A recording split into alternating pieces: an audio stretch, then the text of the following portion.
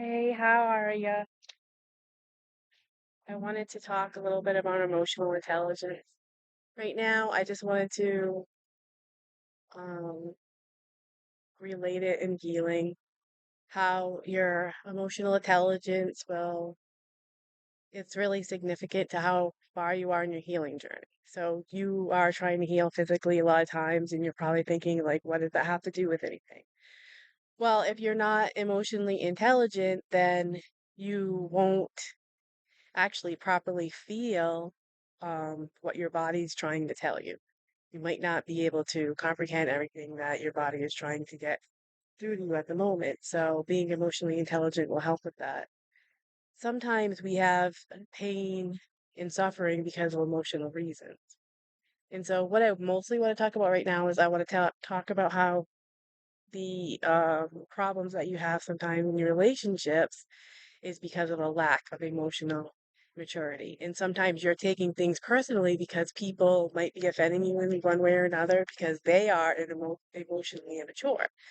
So, to have a good, healthy relationship, both parties have to be emotionally mature. So, you can't actually take personal a lot of the things that emotionally immature people do or say or how they interpret you. When people are emotionally immature, they will interpret a deed that you do for them out of the kindness of your heart as something that's unkind. And there's just a lot of examples that I don't really want to bring up right now. You could spend days talking about how people misread you. And because of that, it ends up affecting your relationship. You might know somebody for years and they totally do not understand you. They don't know you at all because they're looking at things from their point of view. They're emotionally immature. They do not have empathy. Therefore, they cannot read you properly. So it doesn't matter. You can do all of the kindest things out of the goodness of your heart, and it won't matter to this person because they're looking at you through a dirty lens. The lens isn't clean. They don't see you clearly. They're looking through maybe the dirt in their own heart. And because they're emotionally immature, they are putting the dirt that's on them onto you.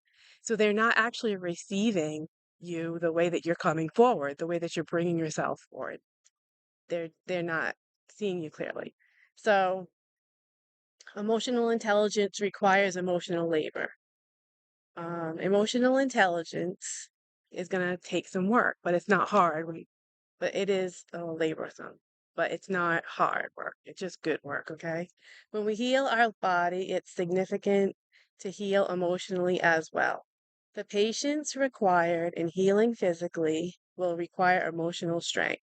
Being emotionally strong requires you to check in with yourself. Checking in with yourself in the morning is the best way to assure you have strength for the day. Becoming emotionally intelligent is emotionally laborious. This is why it is avoided. I think most people want to connect better to their own emotions, in turn, connecting emotionally with others. The work that needs to be done isn't hard, but it is work and it can be painful.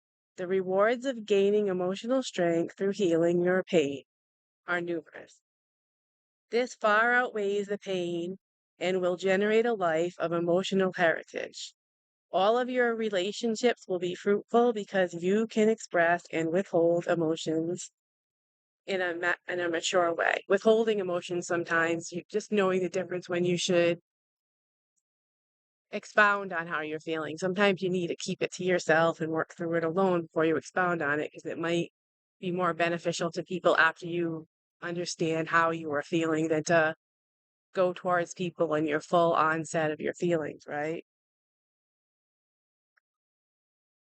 The reasons why relationships end is often because one person isn't emotionally mature. Dealing with emotionally immature people takes patience, and it's another good reason to be emotionally mature. Yeah, if there's one person who's not emotionally mature, it's better that there's one person that is and to have two that aren't. So it's just, you'll always benefit from working on your own emotions. Sometimes emotionally mature people lose their patience because dealing with emotionally immature people becomes troubling. This will signal to someone who understands their own emotions to move away from a situation. You are not obtaining perfect emotional control. what you are doing. Oh, yeah, you're not trying to attain to being perfect with your emotions. That's not what you're working towards. There is no perfection to your emotions because emotions will come on. They can come on sporadically. They can come on because of past traumas or troubles. So it's not like you're trying to become perfect. It's just you have to understand your emotions, right?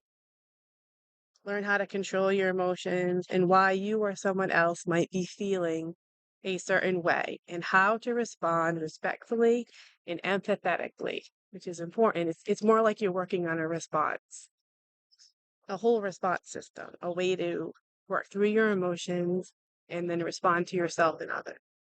Without empathy, we are not emotionally mature. It's required to practice empathy. It's not optional. Every emotion we have is necessary. All emotions are good. Being sad is good. If you are sad for someone else, that's great. That's empathy. Being happy for others is empathetic too. When you can feel emotions for others, you are acting emotionally mature and you can see your own emotions more clearly. If you are envious for someone, then that is a picture of where you need to do your work. So, depending on how you relate to people, that's right there. That means, like, when there's a problem, somebody needs to do some work. And there's always problems. That's what life is, right? Envy can reveal a void. You may be envious because you feel lack. If this is true, why do you feel lack? Are your needs being met or are you insecure about not having what others have? What's causing you to feel that? This is what the work looks like. Work on the emotions that come up and ask yourself why you feel a certain way. Help yourself work through emotions as they surface. Ask God to reveal to you why you react a certain way. Your mind and body will heal as your emotions heal, and you will process your emotions in an intelligent way. Then you can understand yourself and your body and the signals it's sending you in order to heal. So, a lot of times you can be physically ill because your emotions are off balance. So, if you can get your emotions in balance, then you can heal. And that's something to work towards. Okay.